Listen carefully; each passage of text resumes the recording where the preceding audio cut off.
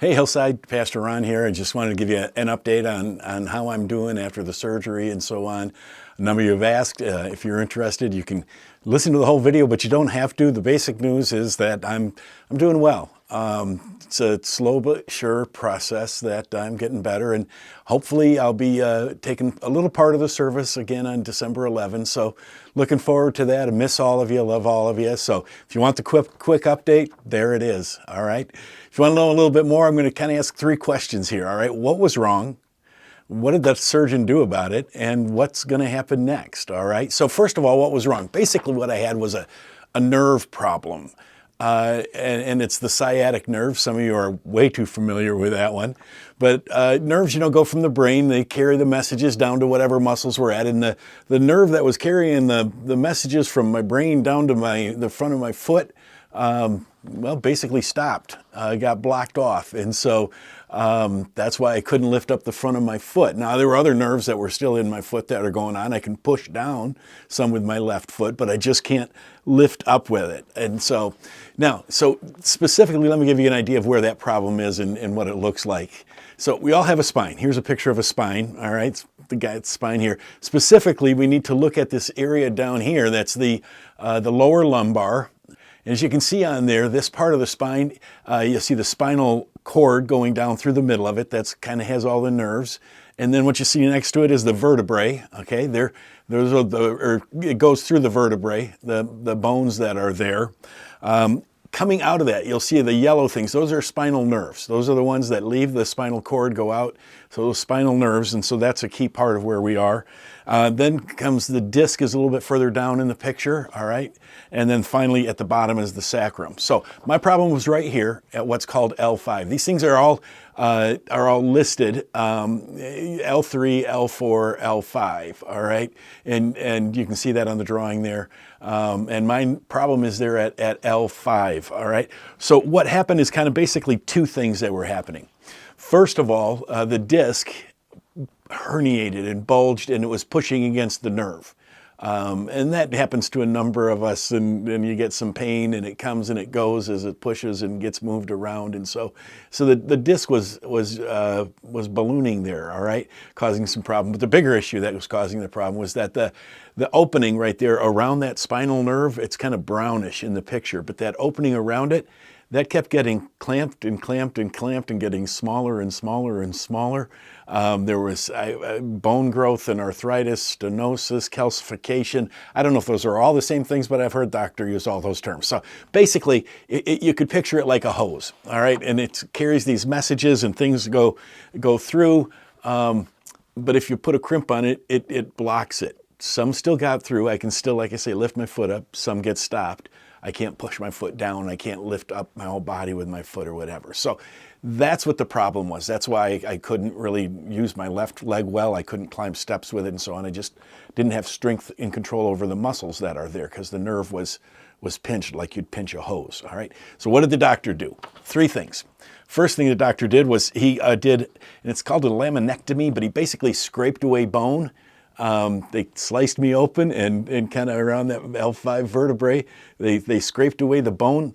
I don't know if he literally pulled it out. He said, we're going to actually pull that thing out and do it. So, okay, so he did say he was going to cut me in half, not the spinal cord. But anyway, so I think he kind of pulls it out, scrapes that away, roto-rooter stuff to open it all up and so on. So he does a laminectomy there. They did a discectomy where they take out the bad disc and put in a new one. And then they did a fusion. And in that case, what they do, the fusion, is they put in 4 screws and 2 rods that go up and down. Here's a picture of it. And they screw it into the bones, and then that just holds it there. And then they're waiting for the bone graft to take place and so on. And the fusion, that'll stay there, but that's holding that part of my back together. And so, it was a pretty extensive surgery. Right before the surgery, the doctor came in and said, I just looked at the CAT scan and it's worse than we thought, but hey, we're going to get this done. So he came out, he was really happy. I was really happy. First day was good. Pain was manageable.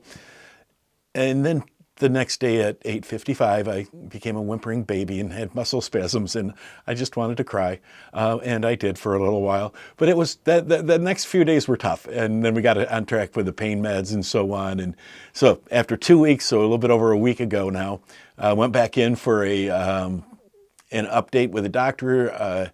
One of the nurses was there. She took out stitches, said the wound is looking good. Everything was on track there. The most disappointing part of that visit was that when I asked and said, so when do we start rehab? What about physical therapy? And she said, 10 weeks.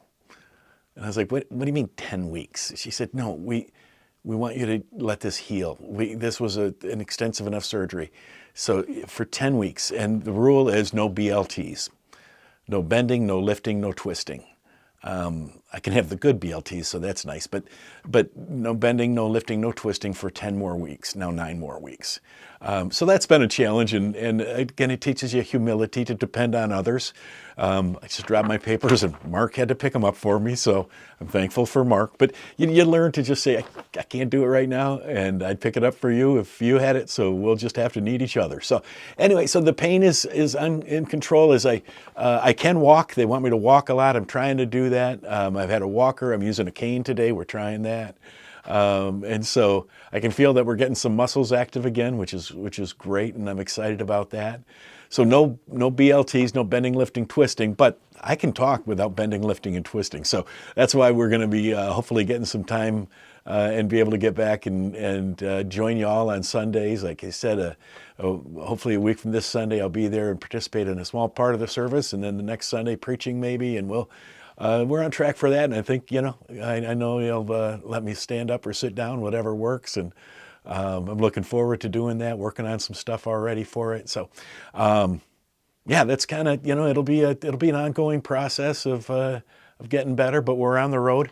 I do not have feeling the muscle control back yet. Again, if we think of the hose is open.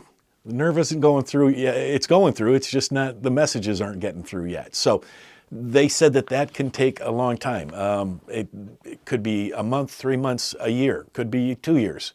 Nerves are really tender fellas who don't like to be hurried in anything. So it'll be ready when it gets ready, or then otherwise, when I get to heaven, we'll do that. So, but it'll be good, and the opportunity is there now. The surgery was successful in that the road is open. Now we got to get the cars to go down it, and get those messages sent to my foot, and we'll share that news if that happens when it happens.